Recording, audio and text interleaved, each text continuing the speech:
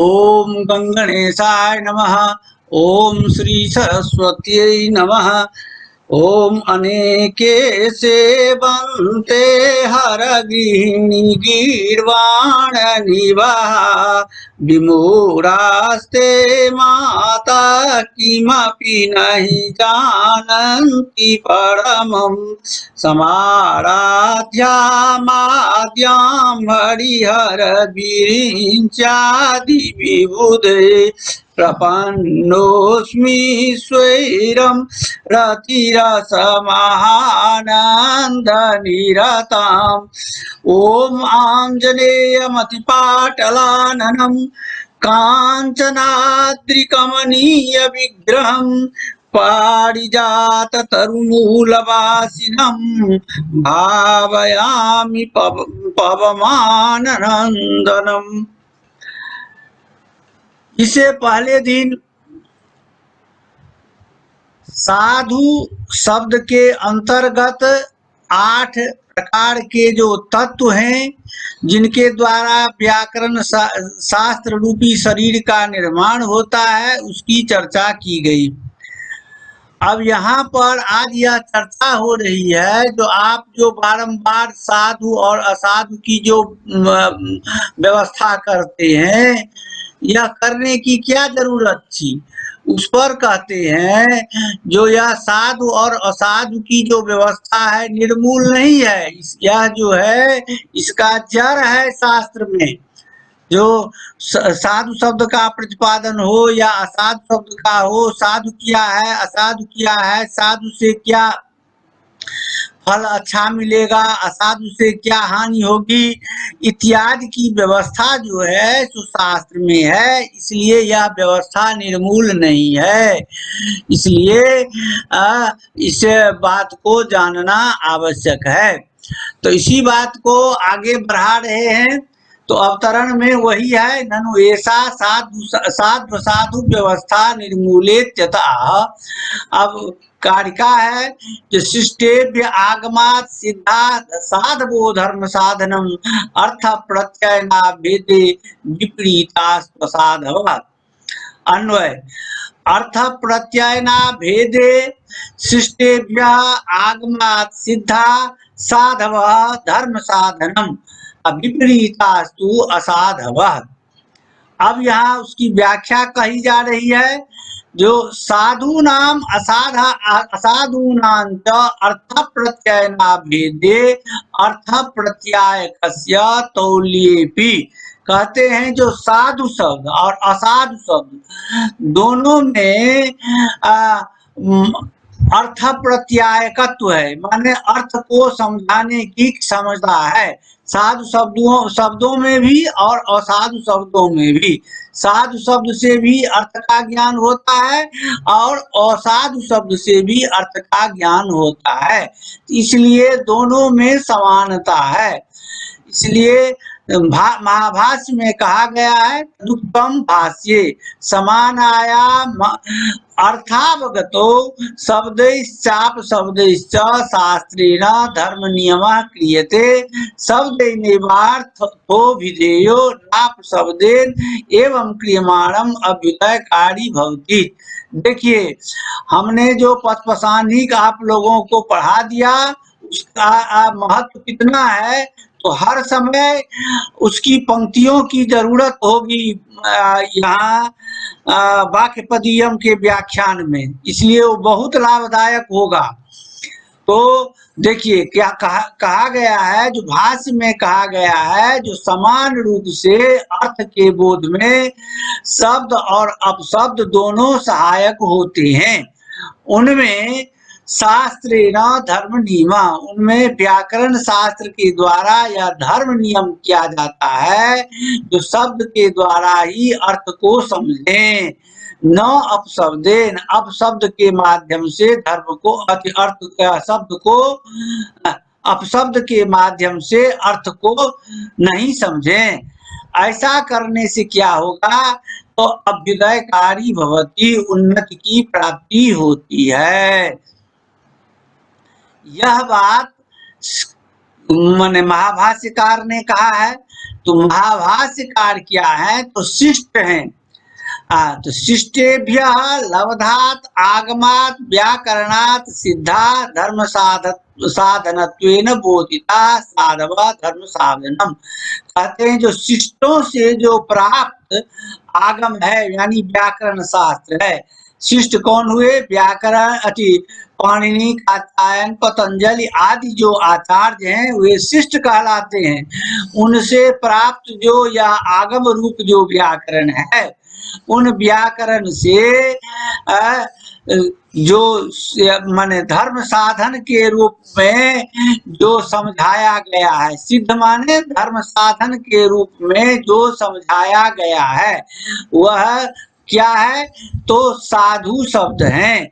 वही धर्म के साधन है, धर्म को प्राप्त कराने में सहायक होते हैं। विपरीता असिद्धा, और साधु से जो विपरीत हैं उन्हें असिद्ध कहा जाता है। साधु शब्द सिद्ध कहलाए और असाधु शब्द असिद्ध कहलाते हैं। तो साधु से विपरीत जो है असिद्ध, जिसको असाधु भी हम कहते हैं, वह अनिष्ट साधनत्वेन, उससे अनिष्ट की माने सिद्धि होती है, यानी उससे अनिष्ट की प्राप्ति होती है। वह असाधु शब्द जो है अनिष्ट साधन के रूप में समझे जाते हैं। अनिष्ट साधनत्वेन बोधिता इति यावत्। असाधवो अधर्म साधनम, असाधु जो है अधर्म का साधन है। असाधु अधर्म का साधन है, यह अर्थ निकला। इसलिए साधु से ही धर्म की सिद्धि होती है, इसलिए साधु से ही माने हम लोग अर्थ की सिद्धि करें, यह अभिप्राय है। अब यहाँ पर हिंदी में सब अर्थ दे दिए गए हैं, आप लोग पढ़ लेंगे, वही बात हिंदी में भी है। यहाँ पर तत्व क्या है असली, वह देखें। अत्रेदम तत्वम आगमा द्विविधा शिष्टागमा बाह्यागमा। कहते हैं जो आपने आगम की चर्चा ऊपर में की है, तो वह आगम क्या है, तो कहते हैं आगम दो प्रकार के होते हैं, एक शिष्टागम, दूसरा बाह्यागम। शिष्ट कहते हैं, जो शिष्ट किसे कहते हैं, तो आप्त को ही शिष्ट कहा जाता है। परम लघुमंजुषा में आप्त की परिभाषा दी गई है, और जो कि चरक शास्त्र में भगवान पतंजलि ने दी है, उसकी चर्चा नागेश भट्ट ने परम लघुमंजुषा में की है। यहाँ पर भी वही चर्चा की जा रही है। तो देखिए क्या है, शिष्ट से किसको समझा जाता है, तो शिष्टो नामानुभवेन वस्तु तत्वस्य कार्ष्ण्येन निश्चयवान रागादि वसादपि यो नान्यथावादी। कहते हैं शिष्ट उन्हें कहा जाता है जो अनुभव के द्वारा वास्तविक जो तत्व हैं उनको सभी ओर से जांच परख करके निश्चय करते हैं।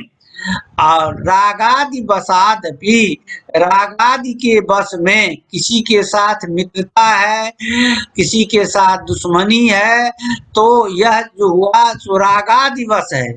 तो राग के कारण किसी के साथ मित्रता, तो उसको हम प्रसन्न करना चाहते हैं, किसी के साथ दुश्मनी है तो उसको हम अनिष्ट करना चाहते हैं, तो सो बात शिष्ट के पास में नहीं है।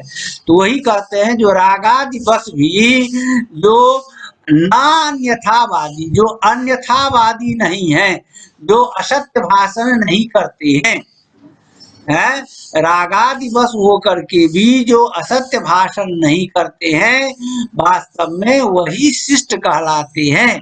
उन्हीं को आप्त भी कहा जाता है। इसीलिए दर्शन शास्त्र में आप्त वाक्यम शब्द कहा गया है, आप्त की वाणी को शब्द माना जाता है। तो आप्त का इतना महत्व है, जो ही आप्त है वही शिष्ट है। तो आप्त के में कौन आ जाते हैं, तो मनुवाद। अब यहाँ पर वह के बदला में चौ लिखा गया है। तो उसको ठीक कर लेंगे। तो आपके, हाँ, तो मनवादी जो ऋषि हैं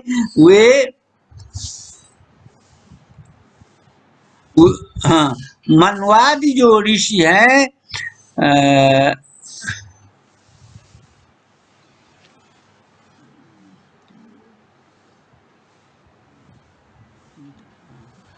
अ, अ,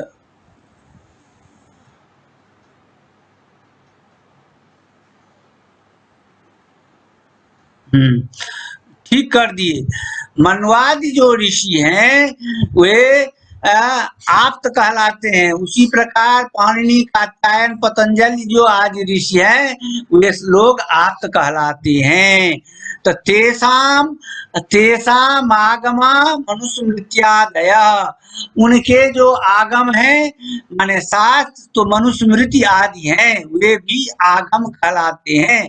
उसी प्रकार पाणिनि व्याकरण, पाणिनि का भी जो अष्टाध्यायी है वो भी आगम कहलाता है। कात्यायन का जो वार्तिक है वो भी आगम कहलाता है। पतंजलि का जो महाभाष्य है वे भी आगम कहलाते हैं।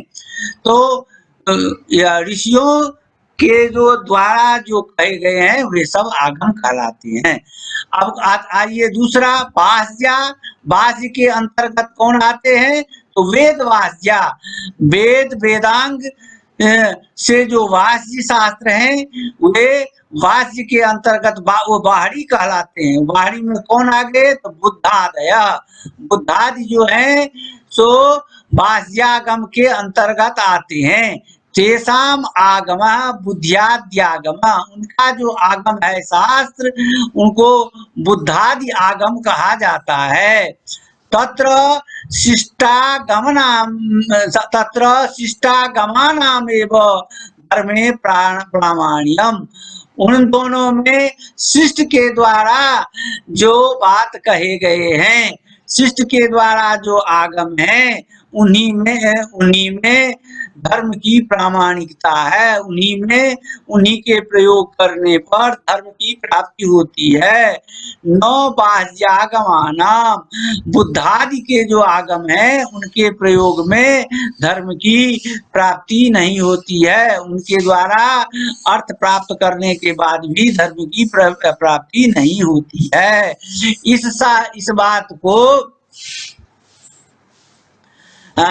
इस बात को सूचित करने के लिए उपरयुक्त माने कारिका में शिष्टेभ्य आगमा यह शब्द दिया गया। आप लोग शिष्ट समझ गए। अब यहाँ देखिए, शिष्टागमानाम प्रमाणान, शिष्टागम के प्रमाण है जो एक शब्द सम्यक ज्ञाता शास्त्रान्वित सुप्रयुक्त स्वर्गे लोके च कामधुग् भवति, ये शिष्टागम के प्रमाण है। इसी श्रुतिया साधूनाम धर्म साधनत्वस्य, इस श्रुति के द्वारा साधु शब्दों में धर्म साधन माना गया है। उसी प्रकार तेसुरा हेलयो हेलय इति कुर्वन्तः परा बभूवो तस्मात् ब्राह्मणेन न म्लेच्छित्वे नापभाषित्वे म्लेच्छो होवा एक यदप शब्द। ये सब हम महाभाष्य में पढ़ाए हुए हैं, इसलिए अलग से इसकी व्याख्या की जरूरत नहीं है। ये भी श्रुति का प्रमाण है। उसी प्रकार मनुस्मृति का प्रमाण, महाभाष्य का प्रमाण आदि जितने जो हैं वे शिष्टागम प्रमाण के अंतर्गत आते हैं। असाधूनाम अर्थ साधनत्वस्य बोधनात्, असाधु जो शब्द हैं वो अधर्म साधन के द्वारा अर्थ के बोधक होते हैं। असाधूनाम अधर्म साधनत्वस्य बोधनात्, असाधु जो शब्द हैं वो असाधु जो आगम हैं, असाधु नाम वे अधर्म साधनत्व के द्वारा अर्थ का बोध करते हैं। तो इसलिए आगम सिद्धे थे नौ विभक्तिव्यम, इसलिए आगम सिद्धि के संबंध में माने शिष्टागम के संबंध में कोई विवाद नहीं होना चाहिए। शिष्टागम जो है वो धर्म सिद्धि का साधन है, इसलिए उसमें कोई विवाद नहीं होना चाहिए। चाहिए। ठीक है, अब हम आगे की कारिका चलते हैं। तो आगे की कारिका है 28 कारिका। अब इसका अवतरण देखें। ननु नित्य शब्दवादे शब्दानां व्यवस्थितत्वात् साधुत्व व्यवस्था युज्यताम्। अर्थ शब्दवादे तो अभिनवान कांक्षित शब्दान उत्पाद्य तेषां स्वकल्पित व्याकरणेन स्वगोष्ठीषु साधुत्व बोधन संभवात् कथम साधुत्व व्यवस्था स्यादताः। अब कहते हैं, तो देखिए, जहाँ नित्य शब्द को मानने वाले हैं, जैसे वैशेषिक दर्शन आदि, व्याकरण आदि, ये सब जो है नित्य शब्द को मानने वाले हैं। तो नित्य शब्दानाम व्यवस्थितत्वात्, वो नित्य शब्द को मानने वाले जो है वहाँ तो शब्द व्यवस्थित हैं, तो वहाँ तो साधु शब्द की व्यवस्था करने में कोई दिक्कत नहीं है, वहाँ तो साधु शब्द की व्यवस्था तो हो जाती है। किंतु कार्य शब्दवादी, तो जो कार्य शब्दवादी हैं, जो मैंने व्याकरण में तो शब्द को नित्य माना गया है, तो वहां पर तो शब्द नित्य है, तो वहां तो उनकी साधुत्व व्यवस्था तो संभव है, वहां साधुत्व व्यवस्था हो जाती है, कोई दिक्कत नहीं है। किंतु कार्य शब्दवादी जो शब्द को अनित्य मानने वाले हैं, तो कार्य शब्दवादी जो है नैयायिक वगैरह, वे तो उनके मत में शब्द तो नित्य नहीं है। कार्य शब्दवादी तो अभिनवान कांक्षित शब्दान उत्पाद्य, और नए नए शब्दों को माने उत्पन्न करके, वे नए नए शब्दों को निर्माण करके उसके बाद तेषाम स्वकल्पित व्याकरण, उनको वे अपने अनुसार व्याकरण का निर्माण करके उन शब्दों को माने साधु मान लेते हैं। तो स्वगोष्ठीषु साधुत्व संबोधन संभवात, वे अपने संप्रदाय में उसी को साधुत्व समझ लेते हैं। तो इस प्रकार अब तो साधुत्व की व्यवस्था कैसे रही, जब नित्य मानने वाले जो व्याकरण हैं उनके मत में शब्द नित्य हैं, तो वहां तो साधुत्व की व्यवस्था हो जाती है। लेकिन अनित्य मानने वाले जो है वो नए नए शब्दों को की उत्पत्ति करते हैं, अपने मन से व्याकरण के द्वारा उस शब्द को सिद्ध भी कर लेते हैं, साधु ही मान लेते हैं। तो इस प्रकार जो है साधुत्व की व्यवस्था कैसे संभव हो सकेगी। इस प्रकार मनमानी यदि चलेगी साधुत्व व्यवस्था में, तो यह मनमानी तो ठीक नहीं होगी। इस प्रकार व्याकरण की तो दुर्दशा हो जाएगी। इस प्रकार तो व्याकरण की तो दुर्दशा हो जाएगी। तो कहते हैं जो ऐसा मानना ठीक नहीं है, व्याकरण की दुर्दशा नहीं होगी। कहते हैं उसी के लिए उत्तर दे रहे हैं, जो नित्यत्वे कृतकत्वे वा तेषाम आदिर न विद्यते प्राणिनामिव सा चैसा व्यवस्था नित्यतोच्यते। अब अन्वय है, देखें, प्राणिनामिव नित्यत्वे कृतकत्वे वा तेषाम आदि न विद्यते सा चैसा व्यवस्था नित्यता उच्यते। यह अन्वय है। अब यहाँ पर देखें, अब कहते हैं जो वैशेषिक दर्शन वाले, वैशेषिक जो दर्शन है, वैशेषिक आदि जो दर्शन है, वे जे ही वैशेषिकादया आत्मनाम नित्यत्वम आतिष्ठन्ते, वे आत्मा को नित्य मानते हैं। उनके मत में तेषाम कूटस्थ नित्यतया, उनके मत में नित्यता जो है कूटस्थ है, एकदम यह विचलित होने वाला नहीं है, एकदम निश्चित रूप से वो नित्यता शब्दों में है ही, उसको कोई हिला डुला नहीं सकता। किंतु जे चार बाकादया हुआ,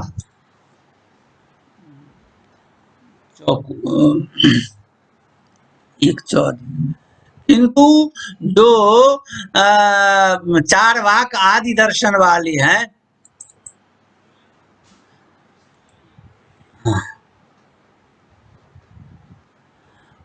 किंतु जो चार्वाक आदि जो हैं वे आत्मा को तो नित्य नहीं मानते हैं। वह आत्मनाम शरीरेंद्रिय रूपताम मन्यमाना, वे आत्मा को शरीर ही मानते हैं और इंद्रिय ही मानते हैं। आत्मा को अलग से सत्ता नहीं मान करके शरीर और इंद्रिय को ही वे नित्य मानते हैं। शरीर इंद्रिय रूपताम माने शरीर ही आत्मा है, इंद्रिय ही आत्मा है, आत्मा अलग पदार्थ नहीं है। इस बात को मानने वाले जो चार्वाक आदि हैं तो वो शरीर इंद्रिय रूप में मानते हुए मन्यमाना अनित्यत्वम आतिष्ठन्ते, वे आत्मा की अनित्यता को मानते हैं। चार्वाक आदि जो है आत्मा को शरीर इंद्रिय के ही रूप मानते हुए आत्मा को अनित्य मानते हैं। तेषाम अनादौ संसारे अप्रवृत्त प्राणी व्यवहारस्य कालस्यासत्वात् प्रवाह नित्यतया, वे चार्वाक आदि इस संसार को अनादि मानते हैं।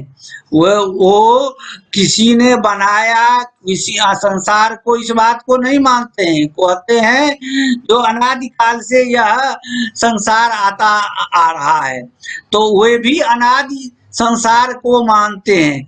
उसमें अनादि संसार में कोई प्राणी को बनाने वाला है या काल को बनाने वाला है, ऐसी बात को नहीं मानते हैं।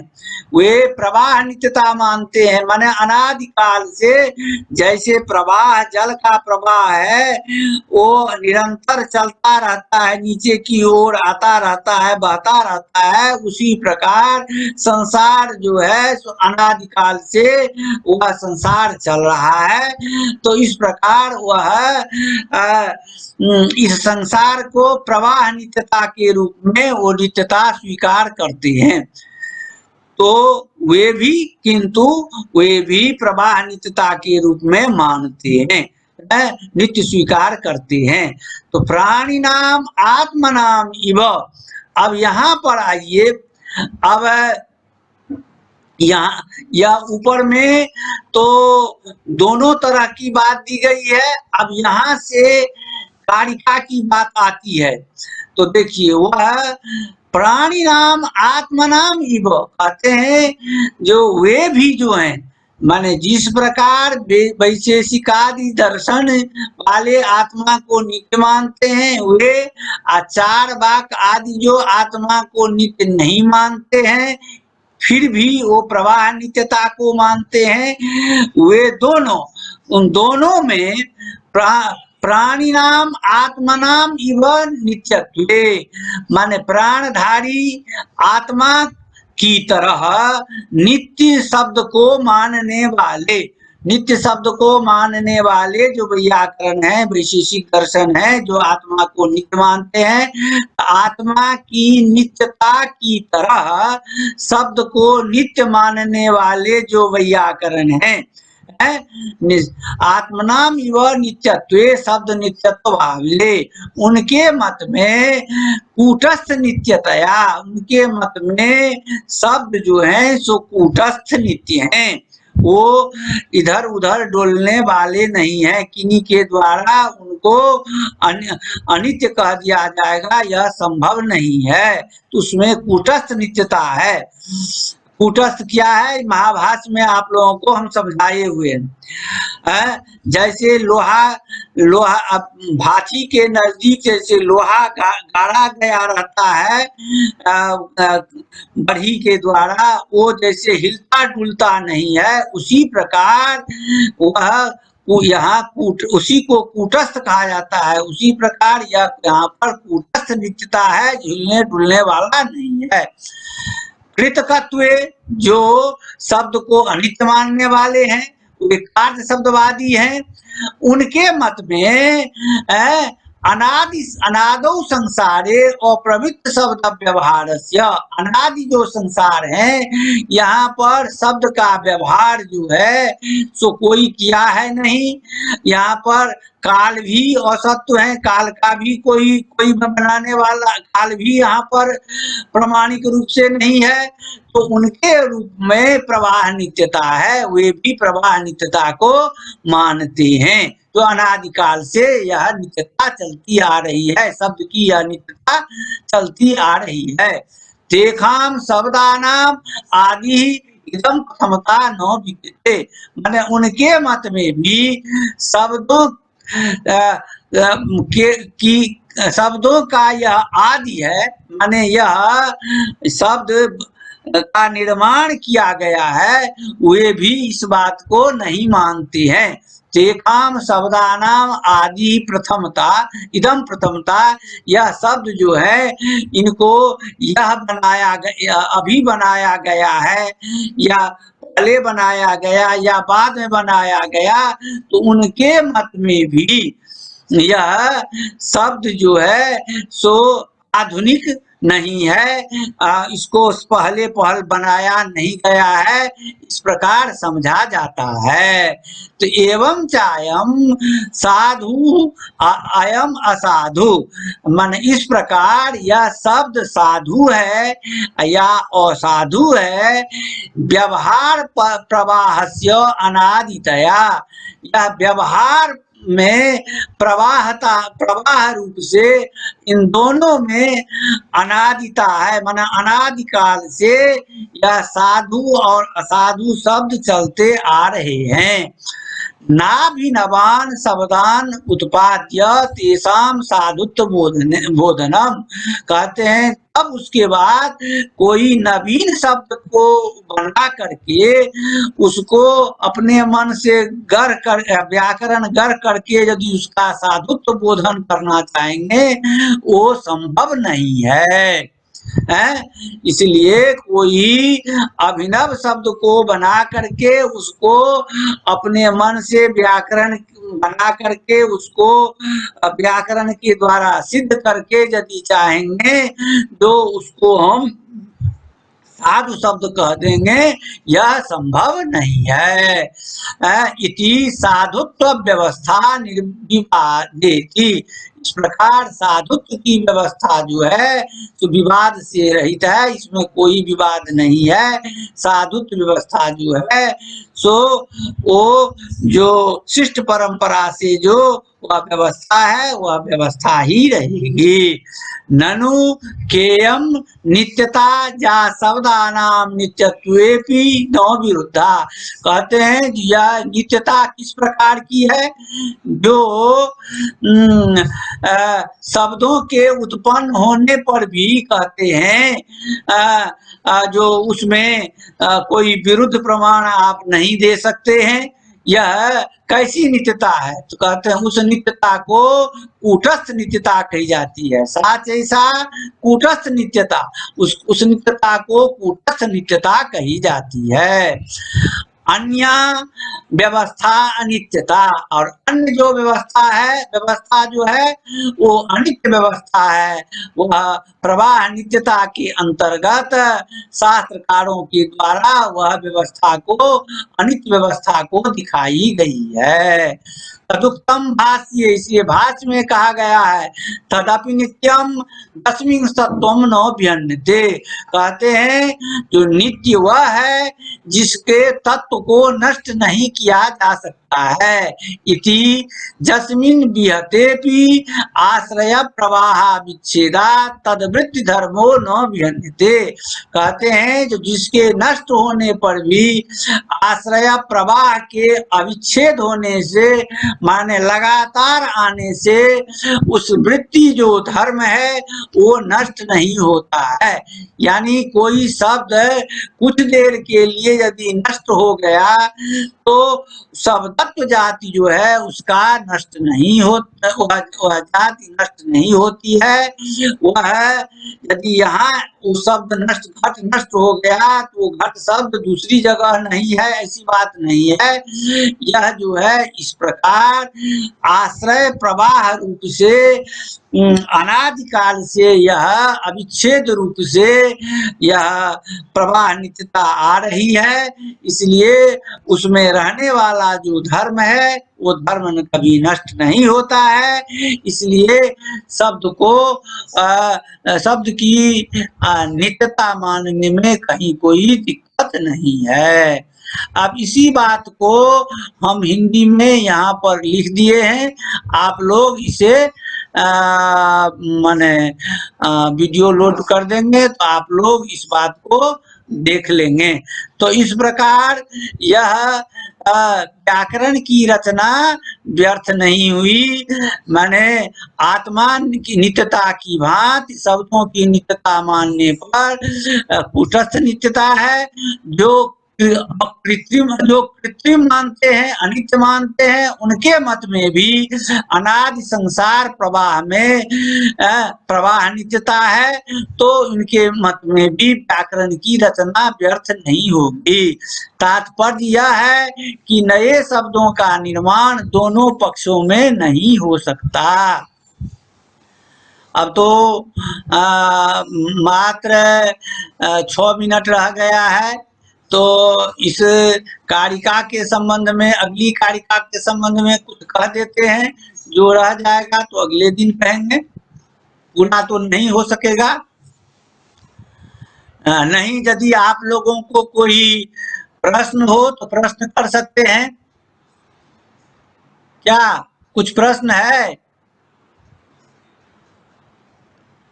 आप लोग कुछ इस पर प्रश्न करेंगे जो हमने कहा है, तो हम थोड़ा इसको कह देते हैं, कम से कम अवतरण कह देते हैं। अवतरणम ननु नियमद्वयार्थं हि व्याकरणम साधूनेव प्रयुञ्जीत ना साधून इत्येकः प्रयोग नियमा गवादय एव साधवो न काव्यादया इति अपरः साधु स्वरूप नियमा तदेतद्वयमपि न नियन्तुं शक्यते अतएव न साधु स्वरूप नियमोपि संभवति श्रोत्रग्राह्यत्व रूपस्य वाचकत्व रूपस्य वा साधुत्वस्य साधु शब्देष्वपि सत्वेन नियन्तुम् अशक्यत्वात् तस्मात् इयम् अनर्थिका साधुत्व व्यवस्था सर्वैरेव शब्दै व्यवहारस्य कर्तुं शक्यत्वादित्याह। कहते हैं जो हम 2 प्रकार के नियम बना सकते हैं। कहते हैं जैसे एक नियम हम बनाएंगे जो व्याकरणम साधूनेव प्रयुञ्जीत ना साधून, व्याकरण जो है सो साधु शब्दों का ही प्रयोग करता है, असाधु शब्द का प्रयोग नहीं करता है। यह एक प्रयोग नियम हुआ। दूसरा है गवादया एवं साधवो न गाव्यादया, कहते हैं दूसरा नियम है जो गौ आदि जो शब्द हैं वही साधु हैं, न गाव्यादया, गावी गोणी गोता आदि शब्द साधु नहीं है। ये 2 प्रकार के हम साधु स्वरूप हम नियम करेंगे। किंतु तदेतद्वयमपि न नियंतुं शक्यते, किंतु इन दोनों नियमों से भी हम इस साधु और असाधु दोनों पर हम नियंत्रण नहीं कर सकते हैं। इन दोनों नियमों से भी हम साधु और असाधु दोनों को नियंत्रित नहीं कर सकते हैं। अतएव न साधु स्वरूप नियमों संभवति, इसलिए यहाँ पर कहेंगे जो साधु स्वरूप का नियम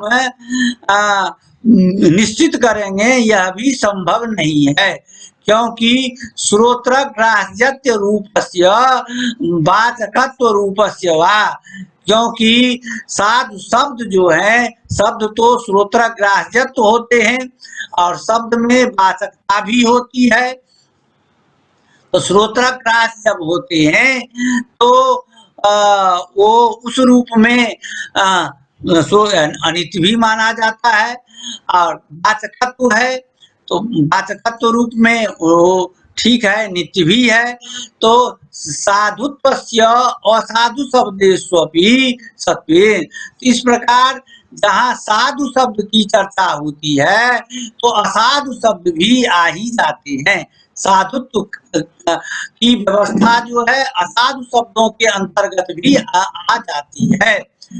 इसलिए नियंतुम अशक्यत्वात्, इसलिए इन दोनों को नियंत्रण करना संभव नहीं है। साधु और असाधु शब्द की व्यवस्था को नियंत्रण करना संभव नहीं है। तस्मात् यम अनर्थिका, इसलिए यह इससे कोई फल मिलने वाला नहीं है। इसलिए साधु और असाधु की चर्चा से कोई फल मिलने वाला नहीं है। साधुत्व व्यवस्था सर्वैरेव शब्दै व्यवहारस्य कर्तुं शक्यत्वात्, सभी लोग साधु शब्द का भी व्यवहार करते हैं और असाधु शब्द का भी व्यवहार करते हैं। इस प्रकार साधु और असाधु शब्द का जो व्यवहार है सो सबों के द्वारा होता है। इसलिए इन दोनों के नियमों में कोई मूल नहीं है, इन दोनों के नियमों को हम व्यवस्थित नहीं कर सकते हैं, कहते हैं। तो इस प्रकार यह साधुत्व और असाधुत्व का की व्यवस्था करना जो है सो व्यर्थ है। अब इसी पर अब उत्तर आगे की कारिका में देंगे, जो नहीं साधु और असाधु की व्यवस्था जो है सो व्यर्थ नहीं है। कोई काम जो लोग करते हैं तो बिना लाभ का कोई काम नहीं करते हैं, बिना लाभ का किसी की प्रवृत्ति नहीं होती है। तो व्याकरण यदि साधु शब्द का नियंत्रण नहीं करेगा तो व्याकरण की क्या महत्व रहेगा। इसलिए व्याकरण का महत्व है और साधु शब्द का निरूपण करता है, उसके द्वारा धर्मोत्पत्ति भी कराता है और साथ ही अर्थावबोध भी कराता है। इसलिए व्याकरण का महत्व है, व्याकरण का प्रयोजन है।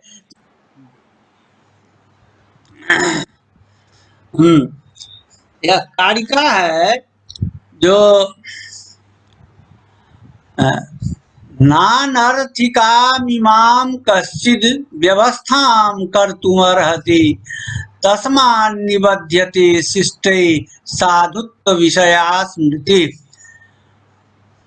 अन्वय देखा जाए, कश्चित् अनर्थिकाम इमाम व्यवस्थाम कर्तुम नार्हति तस्मात् शिष्टे साधुत्व विषया स्मृति निबध्यते। अब इसकी व्याख्या को देखा जाए तो कश्चित् माने मंद अपि, कोई मंद भी, अनर्थिकाम माने निष्प्रयोजनाम बिना फल का, इमाम साधुत्व विषय काम, यह जो साधुत्व विषय का साधुत्व विषय वाली, दुर्ज्ञेयाम दुरध्येयाम, दुर्ज्ञेयाम माने दुरध्येयाम का मतलब है जो उदात्तादि स्वर को जानते हैं लेकिन उसको ठीक से माने प्रयोग करने में समर्थ नहीं होते हैं, तो उनको कहा जाता है दुरध्येयाम। ऐसी व्यवस्था को करने व्यवस्था कर्तुम नार्हति, ऐसी व्यवस्था को करने में समर्थ नहीं होते हैं। कहा गया जो कोई मंद व्यक्ति भी बिना प्रयोजन का इस साधुत्व विषयक जो कठिन व्यवस्था है, कठिन व्यवस्था माने जिसको जानता है लेकिन उच्चारण करने में समर्थ नहीं होता है, वो उसको यदि उससे कोई फल नहीं मिलेगा तो वह करने के लिए, उस व्यवस्था को पालन के लिए समर्थ नहीं होता है।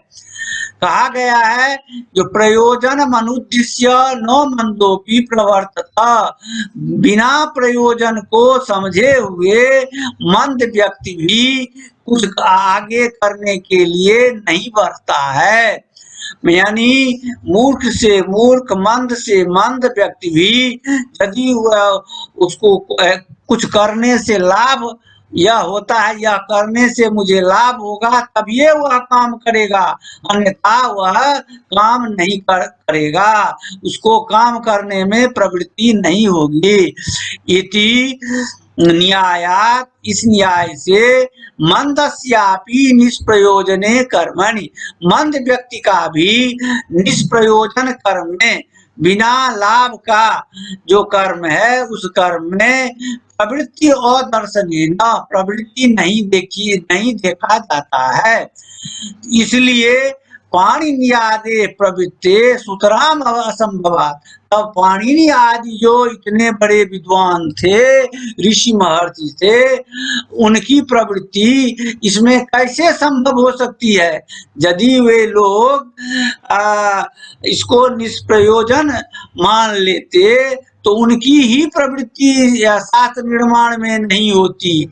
तो जब मंद व्यक्ति भी बिना प्रयोजन को देखे हुए जाने हुए वह आगे नहीं बढ़ता है काम करने के लिए, तो पाणिनि आदि जो इतने बड़े महर्षि थे वो बिना प्रयोजन के कैसे शास्त्र निर्माण में प्रवृत्त होती। तो पाणिनि आदि प्रवृत्ते सुतराम असंभवात, यह तो सुतराम असंभव है कि पाणिनि आदि साग्रहम साधुत्व विषय का व्यवस्थायाम प्रवृत्ति दर्शनात्, तो इसलिए पाणिनि आदि जो है आग्रह पूर्वक इस साधुत्व विषयक व्यवस्था किए हैं, उनको इस साधुत्व विषयक व्यवस्था में प्रवृत्ति हुई। इसे देखने से स्वप्रयोजन जनत्वम तस्या अध्यवसीयत, तो इसका स्वप्रयोजनत्व सिद्ध होता है। यह व्यवस्था जो है, इस व्यवस्था का स्वप्रयोजनत्व सिद्ध होता है, माने यह व्यवस्था जो है तो बिना प्रयोजन का नहीं है, बिना प्रयोजन का नहीं है, बिना लाभ का नहीं है। यानी यह व्यवस्था जो है सो लाभ से भरा हुआ है, यह जान करके उनकी प्रवृत्ति हुई। तस्मात् साधुत्व विषयक व्यवस्थाया स्वप्रयोजनत्वात्, इसलिए साधुत्व विषयक जो व्यवस्था है सो स्वप्रयोजन है, माने प्रयोजन से युक्त है, फल से युक्त है। इसलिए शिष्ट पाणिनि आदि भी साधुत्व विषया स्मृति, इसलिए पाणि शिष्ट माने पाणिनि आदि पाणिनि कात्यायन पतंजलि आदि यह साधुत्व विषया स्मृति बनाए। इस व्याकरण शास्त्र को साधुत्व विषया स्मृति कही गई है, इस व्याकरण शास्त्र को साधुत्व विषया स्मृति कही जाती है। तो शिष्ट जो पाणिनि आदि हैं उनके द्वारा यह साधुत्व विषया जो यह साधुत्व विषया जो स्मृति है, माने व्याकरण शास्त्र को साधुत्व विषया स्मृति कही जाती है। यह व्याकरण शास्त्र जो है साधुत्व विषया स्मृति, वह अनादि गुरु पूर्व क्रमागता व्याकरण स्मृति, वह अनादि गुरु काल से गुरु परंपरा से उस स्मृति को प्राप्त करके इस व्याकरण स्मृति को नवीन ढंग से प्रस्तुत किए हैं। किस रूप में? तो सामान्य विशेष बल लक्षणेन च निबद्धते, सामान्य और विशेष के द्वारा सामान्य विशेष के समान लक्षण बना करके यानी सूत्र बना करके इस व्याकरण स्मृति का निबंधन किए हैं। यानी यह पाणिनि आदि जो है सो कोई नवीन काम नहीं किए हैं, उन्होंने अनादि परंपरा से जो व्याकरण चलता आ रहा है, जैसे ब्रह्मा से पहले कहे थे ना, जब ब्रह्मा बृहस्पति प्रोवाच बृहस्पति इंद्राय इंद्रो भरद्वाजाय भरद्वाज ऋषिभ्य ऋषयो ब्राह्मणेभ्य तं खलु इमं अक्षर समामनायम आचक्षते, यदि तंत्र व्याकरण में है, यानी यह ब्रह्मा से ही यह परंपरा प्राप्त है। तो इस परंपरा वही हुआ जो अनादि गुरु जो है ब्रह्मा है, अनादि गुरु परंपरा से पूर्व से यह परंपरा आई हुई है। उस परंपरा को आगे बढ़ाते हुए यह व्याकरण स्मृति के रूप में सामान्य विशेष के समान, जैसे एक सामान्य नियम होता है दूसरा विशेष नियम होता है, उस सामान्य विशेष के समान लक्षण बना करके, सूत्र बना करके, कुछ को सामान्य सूत्र में रख करके, कुछ को विशेष सूत्र में रख करके इस माने व्याकरण शास्त्र को बनाए हैं, व्याकरण शास्त्र का निर्माण किए हैं। इसी बात को माने आगे यहाँ पर अर्थ के रूप में कह दिया गया है। अतः कोई भी व्यक्ति चाहे समझदार हो या ना समझ, वह इस व्यवस्था को निष्प्रयोजन नहीं सिद्ध कर सकता है। इसीलिए आचार्य पाणिनि ने अनादि गुरु परंपरा से सीखी हुई, अनादि गुरु परंपरा से जो प्राप्त अथवा सीखी हुई जो साधुत्व विषयक जो स्मृति है, उसको इस व्याकरण शास्त्र के रूप में निर्माण किया। साधुत्व विषयक स्मृति व्याकरण शास्त्र का सामान्य विशेष लक्षण के रूप में निर्माण किया है। तो इस प्रकार इस व्याकरण का जो निर्माण जो है सो स्वप्रयोजन है। ठीक है, अब इसको हम यहीं पर अब समाप्त करते हैं। अब हरि ओम शांति।